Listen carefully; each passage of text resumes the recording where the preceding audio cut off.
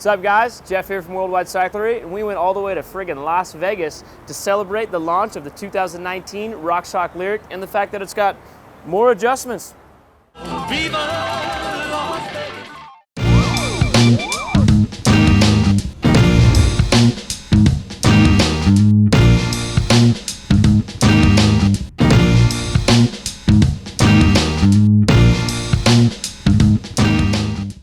All right, so 2019 Rockshox Lyrik, and like many things in the bike industry, some things don't make sense. It's March of 2018 and it's coming out, and it also has a whole too many amount of adjustments that probably nobody needs, but that's the bike industry. It's great to see Rockshox making some improvements on the Lyrik, and there's actually some pretty big ones. And one of the things that always kind of confused me, and I think a lot of people out there, is that the Pike and the Lyrik were really similar forks, you know, same air spring, same damper, just some minor changes, minor differences between them as far as materials and stiffness and things like that. But now there actually is some more things that separate the Pike and the Lyrik for the 2019 versions, and most notably is now you have a Charger 2 RC2 damper. And what that means is there used to be, just on the typical Charger 2 damper, 3 positions of high-speed compression, and then you had a whole bunch of low-speed. I think it was something like 17 or so.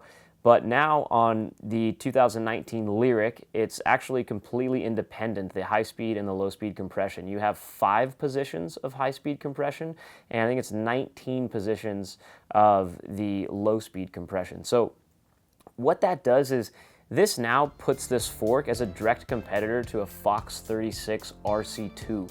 So the Fox 36 comes with 2 different dampers, the Fit 4 or the RC2, and this is now kind of a direct competitor to the RC2.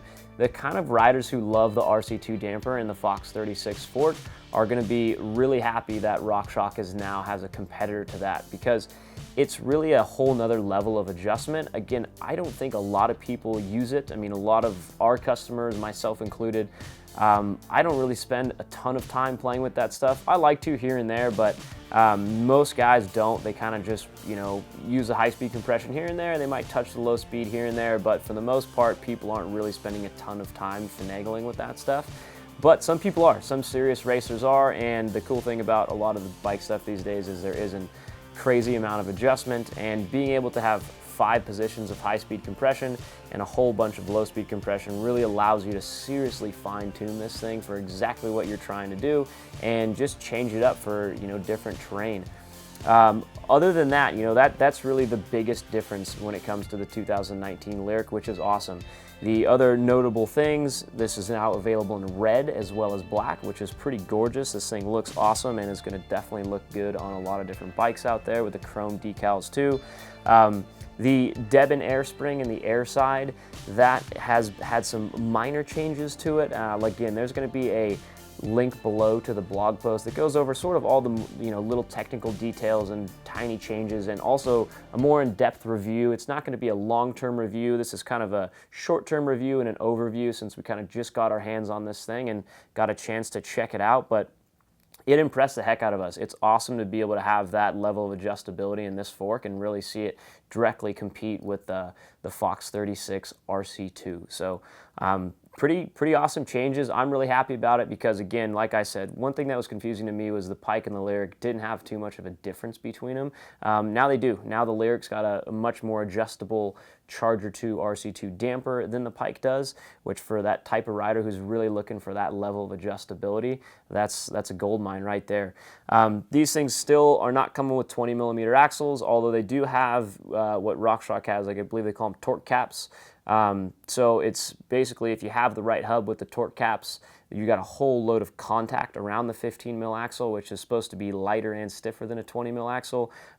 That's debatable, and I don't know. It does work awesome. I have on my own bike right now a Rockshox Pike with a race face wheel on it, and that does have torque caps, and it is wildly stiff and cool. Not every hub is going to make those, so pay attention to that when you're buying these forks. You can obviously put just a regular hub with a 15mm axle in there, but if you have a hub that has torque caps on it, you're going to get that added stiffness. So nothing other too crazy. You know, you got your rebound down here as well still.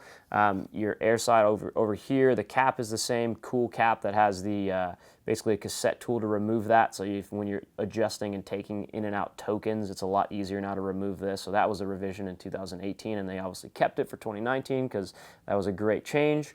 That's about it for these forks. You know, the 2019 Lyrik is quite impressive, and we're stoked to see it really start to compete on a higher level as far as adjustability goes. Probably not everyone's going to be out there that's going to really care about that level of adjustability, but those who do are absolutely going to love it. And even if you don't, it's nice to have, and it's fun to play with and really sit there and fine tune yourself. Thank you guys for watching. Hope you enjoyed the video. Let us know in the comments below. What do you think of the 2019 Rockshox Lyrik? What do you think of suspension adjustments and the complexity of them? Do you use them? Do you like them? Do you care? Thumbs up the video, subscribe. See you in the next one. Cheers.